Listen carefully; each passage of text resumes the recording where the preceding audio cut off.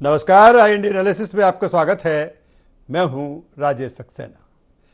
चुनावी साल में शिवराज सरकार ने किसानों की मदद के लिए एक बड़ा कदम उठाया है। उन्होंने 11,19,000 किसानों के लिए 2,123 करोड़ रुपए के ब्याज माफ करने का फैसला किया।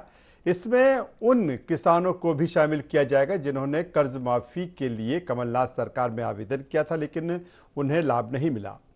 ब्याज माफी के लाभ से ये सभी किसान सहकारी समितियों से बिना ब्याज के ऋण प्राप्त कर सकेंगे। इससे उन्हें खरीफ फसलों के लिए खाद और बीज आसानी से मिल जाएंगे। ब्याज माफी की इस योजना पर मंगलवार को मुख्यमंत्री शिवराज सिंह चौहान की अध्यक्षता में हुई कैबिनेट बैठक में निर्णय लिया गया है। आपको बता दें कि खेती की लागत को कम करने के लिए सरकार साधारण किसानों को बिना ब्याज के ऋण देने के माध्यम से सहकारी समितियों का सहारा लेती है। इस ऋण के जरिए किसानों को नगद राशि और खाद बीज भी प्रदान किया जाता है। कमलनाथ सरकार ने वर्ष 2018 के विधानसभा चुनाव से पहले जय किसान फसल ऋण माफी योजना की शुरुआत की थी। सत्ता में आने पर इसे लागू किया पर किसी भी किसान को 2 लाख रुपए का ऋण माफ नहीं हुआ। किसानों ने ऋण माफी की आस में ऋण जमा नहीं किया और वे अपात्र हो गए। इन्हें समितियों से खाद बीज मिलना बंद हो गया। इससे किसानों को हो रही परेशानी को देखते हुए मुख्यमंत्री शिवराज सिंह चौहान ने ब्याज माफ करने की घोषणा की है। इसमें उन 4,40,000 किसानों को भी शामिल किया गया है जिनका आवेदन करने के बाद भी ऋण माफ नहीं हुआ था और 31 मार्च 2023 की स्थिति में अपात्र हो गए। कुल मिलाकर 11,19,000 किसान अभी भी ऋण माफी के अपात्र हैं। तो एक बड़ा दांव कह सकते हैं शिवराज सरकार का। जिस तरह से कैबिनेट में ये मंजूर हुआ, चुनावी साल में शिवराज सरकार की किसानों को बड़ी राहत, इसे मास्टर स्ट्रोक भी कहा जा रहा है। 11,19,000 किसानों का 2,123 करोड़ रुपए का ब्याज माफ किया जाएगा। कमलनाथ सरकार की कर्ज माफी से चूके किसानों को भी इससे फायदा मिलेगा। तो किसानों को बड़ी राहत, सहकारी समितियों से बिना ब्याज के ऋण प्राप्त कर सकेंगे किसान, ये प्रावधान है। कमलनाथ सरकार ने शुरू की थी जय किसान फसल ऋण माफी योजना और अलग अलग कैटेगरी वाइज इसमें ऋण माफ किया गया था। 2 लाख रुपए तक के ऋण माफ करने का था चुनावी वादा, लेकिन ब्याज माफ हुआ 2 लाख तक के किसानों का नहीं। ऋण माफी की आस में 4,40,000 किसानों जो अपात्र हो गए। मूलधन और ब्याज मिलाकर 2 लाख रुपए तक के कर्जदार किसानों को इसका फायदा मिलेगा। 30 नवंबर तक किसानों को करना होगा ब्याज माफी के लिए आवेदन, तो ये डेडलाइन बनाई गई है। मूलधन जमा करने पर किसानों को मिलने लगेगा नया कर्ज। इसके अलावा अगर हम बात करें तो एक चुनावी साल में जिस तरह से ये बड़ा दांव कह सकते हैं सरकार का, क्योंकि लंबे समय से किसान परेशान थे, लगातार उनका जो ब्याज था वो बढ़ रहा था। इसके चलते उन्हें बीज खाद लेने में दिक्कतों का सामना करना पड़ रहा था और यही इसीलिए कहा जा रहा है कि ये बड़ी राहत देने का ऐलान शिवराज सरकार ने किया है। कैबिनेट में इसे मंजूर कर लिया गया है। 11,19,000 किसानों का 2,123 करोड़ रुपए का ब्याज माफ किया जाएगा। तो जिस तरह से शिवराज सरकार का बड़ा फैसला, कैबिनेट में ये प्रस्ताव आया, चर्चा के बाद इसे मंजूर कर लिया गया और अब किसानों को इसके जरिए एक बड़ी राहत देने की तैयारी है।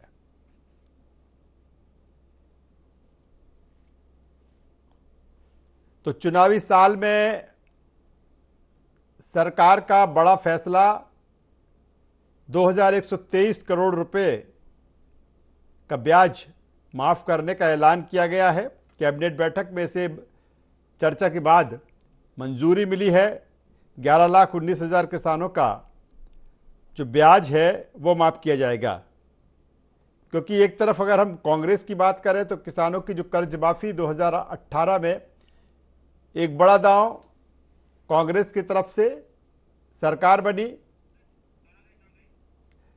चलिए इसी मुद्दे पर आज चर्चा करेंगे, बातचीत करेंगे पूरे पैनल के साथ।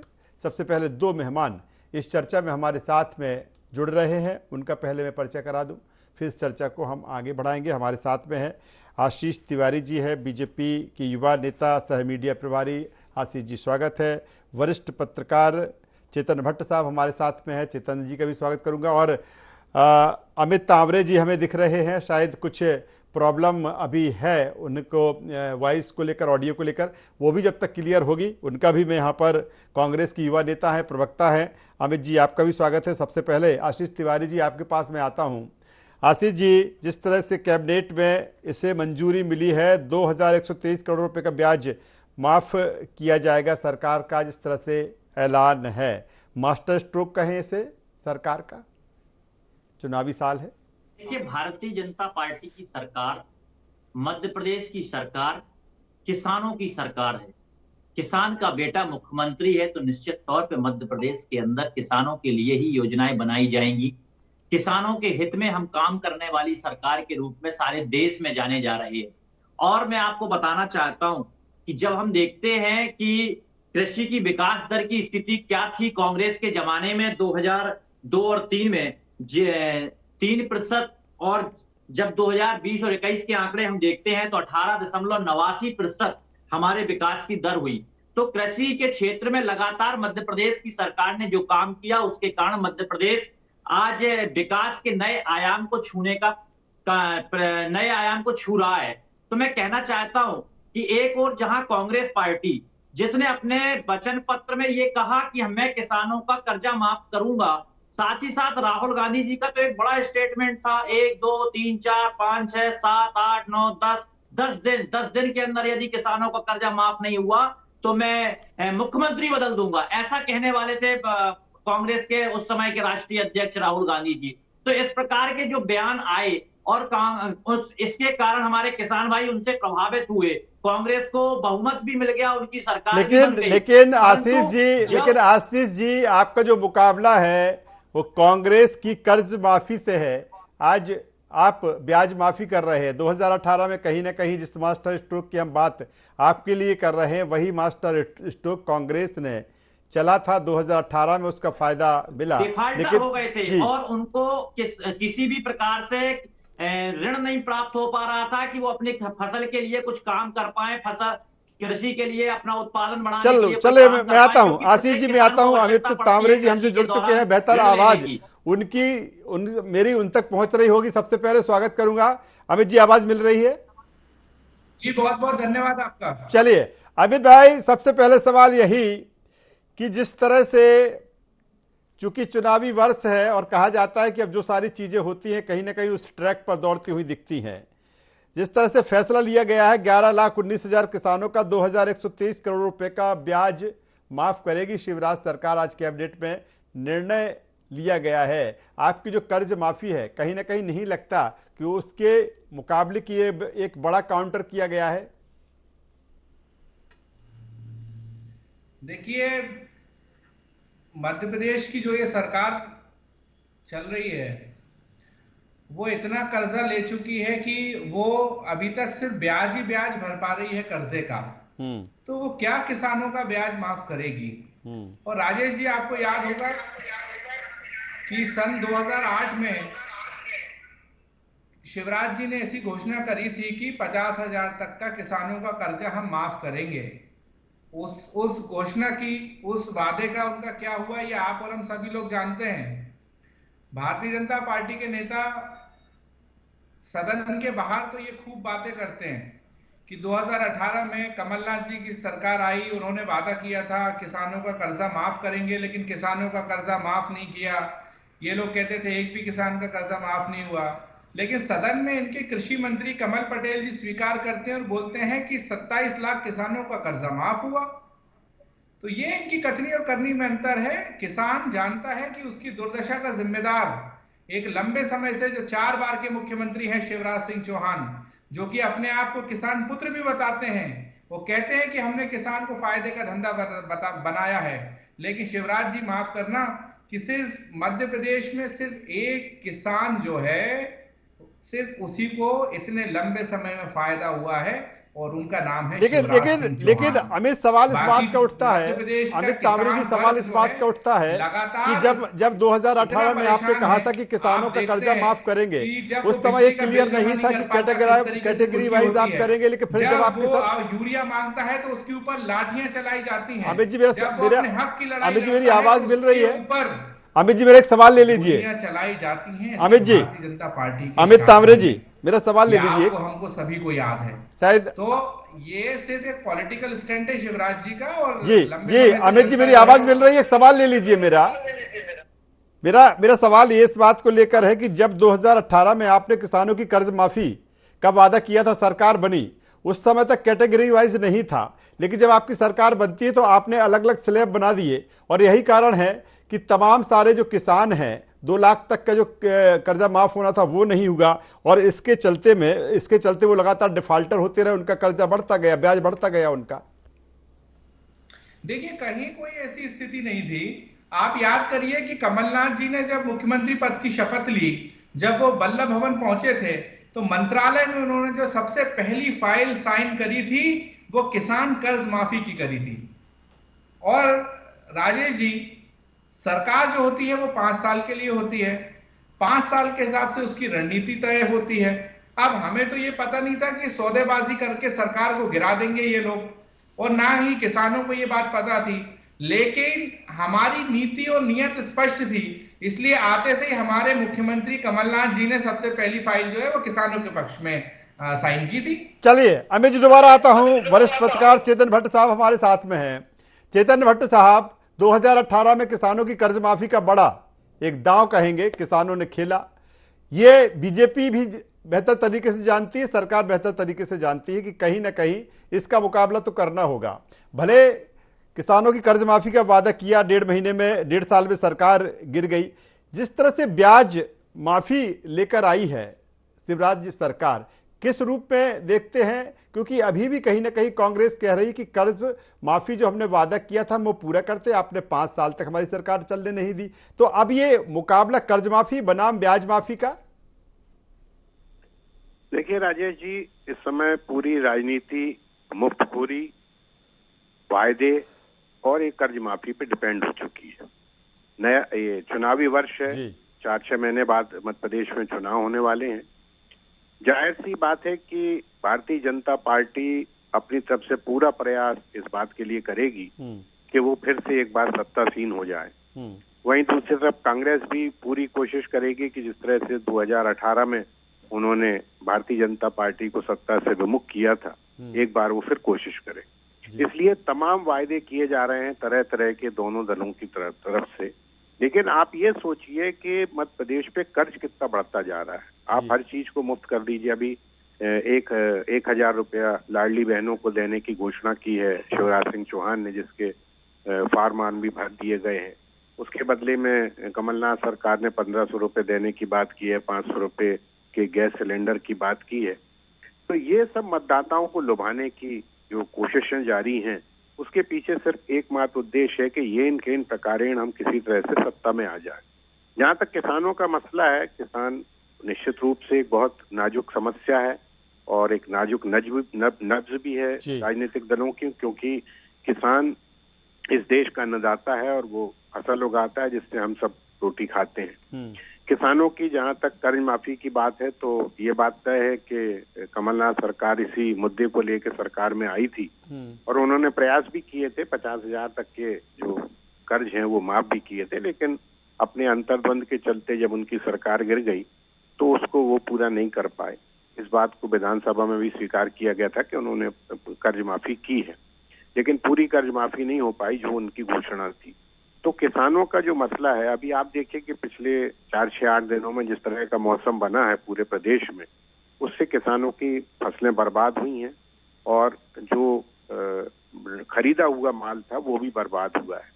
तो ऐसी परिस्थिति में किसान के सामने क्या स्थिति बनती है, ये देखना शासन का कर्तव्य है और उसी के तहत मुझे लगता है कि शिवराज सिंह सरकार ने बड़ा फैसला लिया है। चेतन जी, हम बात कह रहे हैं कि उसी के अकॉर्डिंग कहीं ना कहीं सरकार ने फैसला लिया है। मैं सीधे आशीष जी के पास में आता हूं। आशीष जी, कुछ देर हो गई इस फैसला लेने में, क्योंकि हमने देखा कि लंबे समय से जो किसान था वो खाद बीज के लिए परेशान था और बैंक से उसको सपोर्ट नहीं मिल रहा था। 30 नवंबर तक किसानों को इसके लिए आवेदन करना होगा और मुझे लगता है कि वही समय जो होगा वो इलेक्शन का होगा।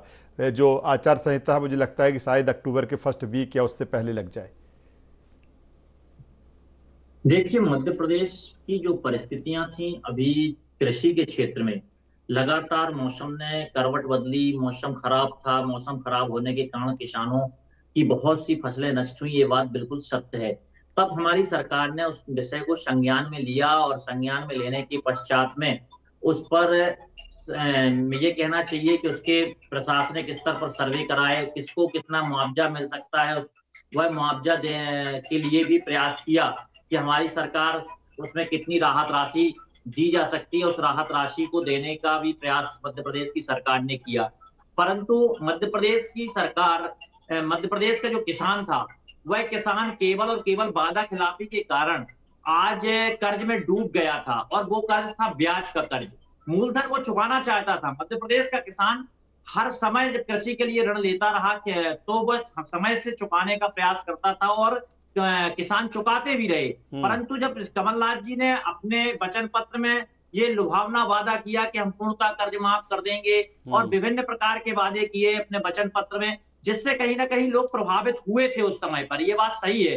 पर उसका जो परिणाम निकला, वो परिणाम ये निकला कि आज देखिए वह किसान डिफाल्टर हो गया, और इनके पास में जहां तक कृषि की बात ये करते हैं कि हम 5 साल चलाते तब माफ करते, परंतु आपके ही पार्टी के बड़े नेताओं के बयान थे कि हम 15 दिन में पूरा कर्ज माफ कर देंगे, 2 लाख तक का कर्ज माफ कर देंगे। पर आपके इन्हीं वादों के कारण तो आपके जो मंत्री थे वो रुष्ट हुए, आपके विधायक रुष्ट हुए, उन्होंने आपकी पार्टी को छोड़ा और एक नई पार्टी और बीजेपी में शामिल होकर सरकार को समर्थन किया। तो ये जो परिस्थितियां निर्मित हुई, ये कांग्रेस के ही कारण हुई। यदि ये काम करते तो शायद ये दिक्कत नहीं होती। और जहां तक कृषि की बात है तो मैं बताना चाहता हूं, मध्य प्रदेश को कृषि कर्मण अवार्ड मिला है, और तब भी मिला है जब केंद्र में कांग्रेस की भी सरकार हुआ करती, तब भी मिला है। तो हमने कृषि के क्षेत्र में चलिए अमित जी जवाब दे दीजिए। आपकी गलत नीति के चलते किसान डिफाल्टर हुए हैं, आशीष जी कह रहे हैं।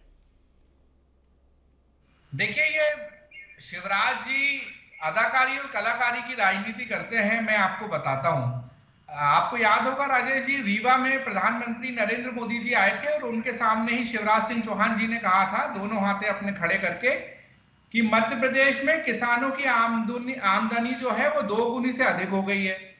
जब मध्य प्रदेश के विधायकों ने विधानसभा के पटल पर लगातार सवाल करे तो ना सरकार ने, ना कृषि मंत्री ने, ना मुख्यमंत्री ने कभी इस संबंध में 2 गुनी होने की बात में सरकार ने कोई जवाब नहीं दिया। अब इसके उलट 22 मार्च 2022 को कृषि पर बनी जो स्थायी समिति है संसद की, उसने अपनी रिपोर्ट पेश करके ये बताया कि मध्य प्रदेश के किसानों की मासिक आय 9,740 रुपए से घटकर 8,339 रुपए हो गई है। आप देखिए कि आंकड़े क्या बोलते हैं और शिवराज जी की अदाकारी और कलाकारी की राजनीति क्या बोलती है। ये अपने आप में इससे बड़ा उदाहरण तो कुछ हो नहीं सकता।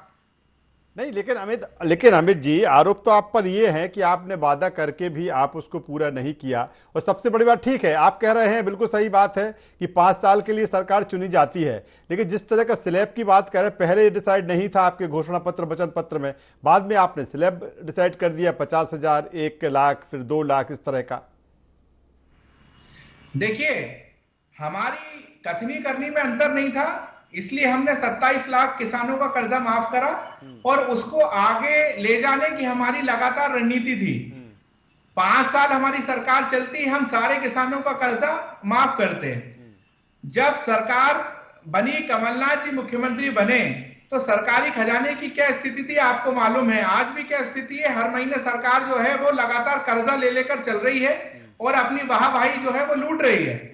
तो हम एक बार फिर आपसे कहना चाहते हैं कि हमने वचन दिया था, हमने चाहे वो 100 यूनिट की बिजली का वादा हो 100 रुपए में, या गौशाला का वादा हो, या किसानों का वादा हो, जो भी कमलनाथ जी ने वादा किया था वो हमने लगातार पूरे करे। और 27 लाख एक बहुत बड़ा फिगर होता है। आप समझिए, आज किसानों की दुर्दशा का जिम्मेदार कौन व्यक्ति हो सकता है? जो व्यक्ति 15 महीने हमने निभाया है, कह रहे हैं अमित। 4 बार मुख्यमंत्री रहा हो, उसके कार्यकाल के दौरान जो मुख्यमंत्री किसानों ने बनाया, क्योंकि मध्य प्रदेश के किसानों के लिए यदि किसी ने काम किया तो शिवराज सिंह चौहान ने। 4 बार मुख्यमंत्री कांग्रेस ने नहीं बनाया। बता रही है आपकी 2 गुनी आय नहीं और कम हो गई है, झूठ बोलते हैं मुख्यमंत्री जी। ये आपकी संसद की कृषि स्थायी समिति आय दुगनी कैसे होती है? आय दुगनी कैसे होती है? उत्पादन मध्य प्रदेश में कृषि का बढ़ा कि नहीं बढ़ा? मध्य प्रदेश में किसानों को सब्सिडी मिली कि नहीं मिली? आपके समय में तो फसल बीमा के जो दावों के भुगतान थे वो तक नहीं हुए थे। जब हमारी सरकार आई तब हमने 2.5 साल में लगभग 94 लाख बीमा दावों में 17,000 करोड़ रुपए से अधिक की राशि का भुगतान किया, जो बकाया पड़ा हुआ था आपके समय पर। तो हमने जो काम किए वो ऐतिहासिक काम थे। आज जब पिछले 1-1.5 हफ्ते से मध्य प्रदेश में मौसम की मार पड़ रही है, साल में बुआई क्षेत्र 199 लाख हेक्टेयर से बढ़कर 299 लाख हेक्टेयर हो गया है। ये कांग्रेस के समय पर नहीं था। लेकिन मुख्यमंत्री जी लगातार मस्त हैं, झूठी घोषणाएं करने में व्यस्त हैं, लगातार झूठे किसान सम्मान निधि का पैसा आपके समय पर आया था और आपने नहीं दिया। और आपको मैं बताना चाहता हूँ, लेकिन अब वो किसान पुत्र नहीं रहे, अब तो वो हेलीकॉप्टर वाले भैया हो गए हैं, हवाई जहाज वाले भैया हो गए हैं। इसलिए किसानों को उन्होंने किसान भाइयों को भी हवाई जहाज की यात्रा करा दी है और लगातार तीर्थ दर्शन योजना के अंतर्गत किसानों को भी और गरीब और मजदूरों को भी उन्होंने तीर्थ दर्शन यात्रा में हेलीकॉप्टर और एरोप्लेन की यात्रा करा दी है। आपकी सरकार कुछ कर नहीं पाई, केवल और केवल आरोप लगाने। चलिए चेतन भट्ट साहब के पास में आता हूँ। चलिए किसानों के इतना कुछ करेंगे ना। चलिए दोनों में हमारे अभी आप किसानों के बीच में जाना। चलिए चेतन जी के पास में आ जाता हूँ। चेतन जी आप देख रहे हैं, समझ रहे हैं कि अब मुझे लगता है कि चुनावी वर्ष में ठीक है, कांग्रेस एक बार फिर किसानों की कर्ज माफी को लेकर उनके घोषणा पत्र में और मैदान में ही बात होगी और यही कहेंगे कि हमें 5 साल सरकार चलाने नहीं मिली, इसलिए हम कर्ज माफी नहीं कर पाए। दूसरी तरफ जिस तरह से ब्याज माफी को लेकर जिस तरह से बीजेपी सरकार लेकर आई है, ये लड़ाई अब चुनाव तक इसी अंदाज में दिखेगी। अपने अपने दावे होंगे, वादे होंगे और कहा जाएगा कि आपके चलते, आपकी नीति के चलते हम किसान डिफाल्टर हो गए, अब हम उनका ब्याज माफ कर रहे हैं। राजेश जी, अभी देखिए आप, अभी चुनाव में 5-6 महीने हैं, इस बीच और भी घोषणाएं होंगी। तमाम जो समाज के तमाम लोग हैं, चाहे शासकीय कर्मचारी हों, चाहे रिटायर्ड लोग हों, चाहे पेंशनधारी हों, चाहे संविदा वाले हों, इन तमाम लोगों के लिए नई नई घोषणाएं की जाएंगी। क्योंकि दोनों ही पार्टी ये मान के चल रही है कि ये जो चुनाव है ये वास्तव में उनके लिए प्रतिष्ठा का प्रश्न है। क्योंकि कांग्रेस को ये लगता है कि 2018 में जो जिस ढंग से हमने चुनाव जीता था और जो भारतीय जनता पार्टी में विद्रोह की आग फैल रही है, वरिष्ठ नेता इधर विश्वास की बात आ जाती है जो कांग्रेस कह रही है, क्या अब वो विश्वास किसान करेगा कि वादा किया था, पहले ये स्लैब नहीं था, वादा आपने कर दिया, या फिर जिस तरह से कांग्रेस कह रही कि नहीं, हमने 27 लाख किसानों का कर्जा माफ किया गया, इसका कितना इफेक्ट और इम्पैक्ट देखते हैं आप किसानों के बीच में? देखिए, वो तो हर सरकार किसानों को लुभाने के लिए कोशिश करती है, इसलिए किसानों को कोई इससे मतलब नहीं है कि कौन सी पार्टी हमारा कर्जा माफ कर रही है, कौन सी पार्टी उसको स्लैब में ढाल रही है। वो तो हर पार्टी जो है वो किसानों को लेकर चलती है, चाहे वो भारतीय जनता पार्टी हो, चाहे कांग्रेस हो। कांग्रेस ने भी इसी मुद्दे पे सरकार बनाई थी कि हम किसानों का कर्जा माफ कर देंगे। भारतीय जनता पार्टी भी निश्चित तौर पे किसानों को अपने पक्ष में लाने का प्रयास कर रही है, क्योंकि किसानों की आर्थिक स्थिति वास्तव में दयनीय है। अभी जिस तरह से उनकी फसलों का नुकसान हुआ है, उसका जो 4 महीने पहले जो फसलों का नुकसान हुआ था, उसका अभी सर्वे चल रहा है और सर्वे के बाद अभी मुआवजे की क्या स्थिति, ये भी अभी सामने नहीं आई है। बहुत से लोगों को मुआवजा नहीं मिला है, क्योंकि मुआवजे का जो निर्धारण करना है वो सरकारी लोगों को, पटवारी को, आरआई को, तहसीलदार को करना है। और इसमें चलिए चेतन भट्ट साहब, हम बात आप कर रहे हैं, जो किसान है वो अन्नदाता है और कहीं ना कहीं अगर बात की जाए बेमौसम बारिश, ओलावृष्टि से जो फसलें बर्बाद होती हैं, उसके सामने एक बड़ी मुसीबत, बड़ी समस्याएं।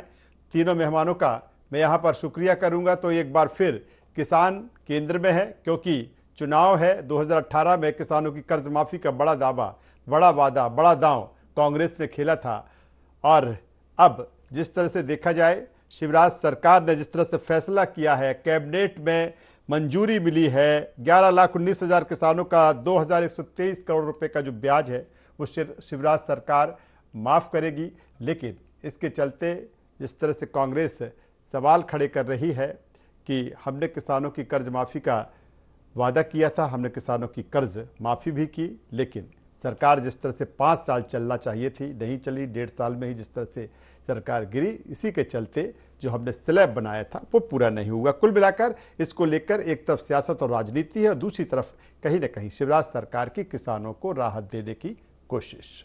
IND एनालिसिस में बस इतना ही। IND 24 पर खबरों का सिलसिला लगातार जारी है, बने रहिए हमारे साथ। नमस्कार।